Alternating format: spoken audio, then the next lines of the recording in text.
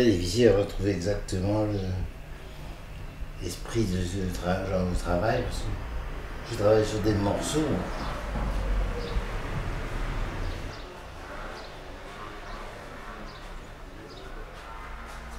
Avec quoi ils ont peint ça?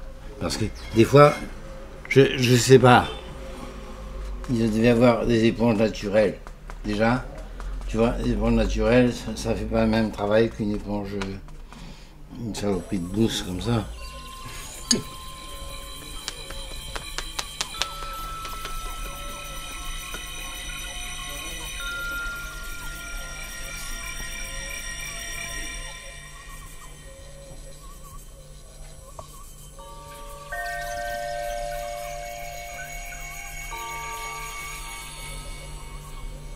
Il faut retrouver un bout de détail.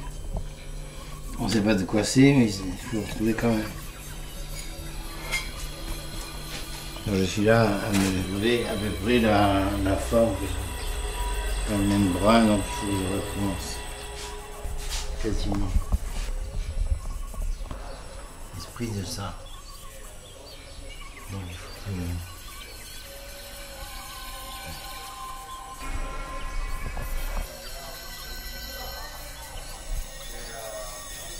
Il faut prendre pour faire ce genre de truc insignifiant. Alors que le type, lui, il a fait ça une fois, puis on n'en parle plus. Le peintre.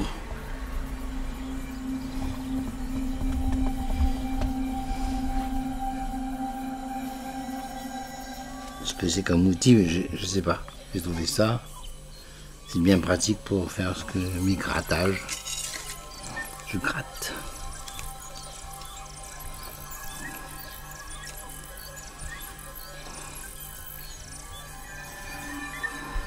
Tu vas croire que je suis maniaque, mais...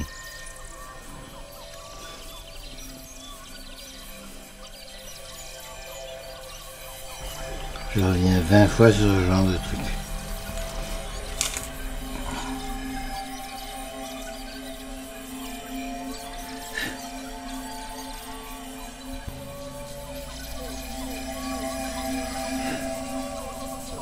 Je faisais un stage avec une petite... une jeune femme, toute petite, dans une maison toute petite.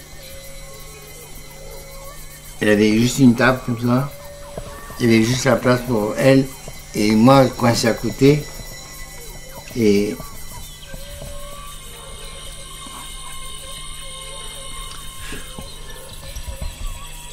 bon, j'avais l'impression d'être dans une maison de poupée.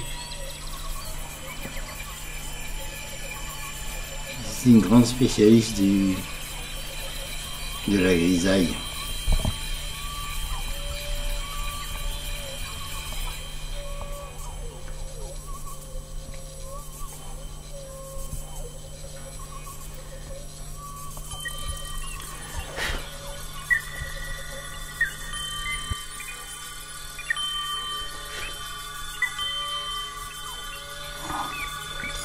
Bon, ça va être bon ça.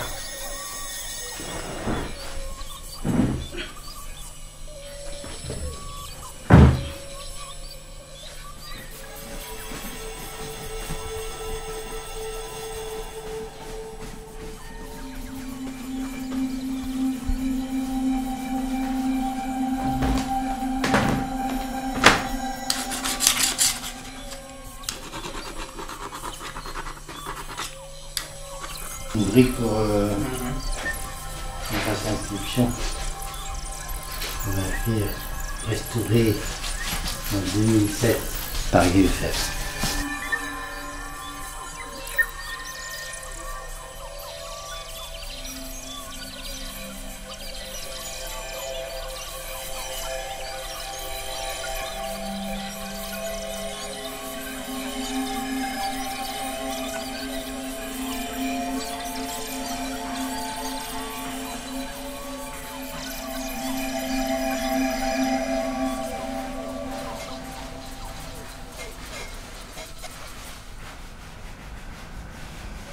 Des choses plus faciles comme les plombs fabriqués par mécaniquement, le verre qui est fabriqué aussi plus facilement maintenant qu'à l'époque. Parce qu'au départ on faisait le verre en prenant une boule de verre chaude dans le four, on le posait sur une plaque et puis il y avait un apprenti qui s'appelait le gamin, des fois il avait 60 ans mais il s'appelait toujours gamin, qui bougeait la plaque comme ça étalait le verre, et le maître verrier retirait sa canne, et ça faisait comme un petit téton au milieu, et on coupait la plaque autour, et ce téton-là, qui était plus épais, plus fort, servait par exemple dans les auberges, dans les endroits où il y avait de la bagarre, un truc comme ça, c'était très épais, très solide. D'accord. Donc on faisait des vitraux très résistant pour les auberges. Ouais. Mais à l'époque, c'était fait par besoin. Et au milieu, il y a encore le morceau qui est cassé. On voit, quand on touche ça, on sent le morceau qui rentrait dans la canne, qu'on cassait. Voilà, si c'était pris dans des gros plombs. Et c'est un truc très résistant. Et les couleurs, à l'époque, elles étaient magnifiques.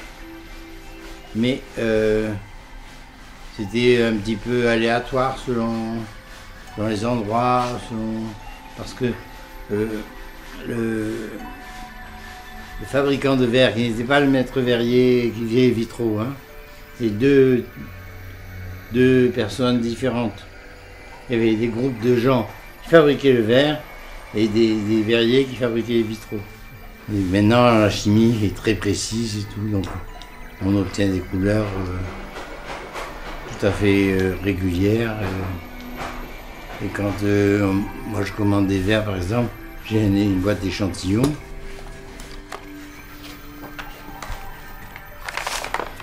Voilà. Tous les verres sont là-dedans. Numéroté, répertorié, numéroté.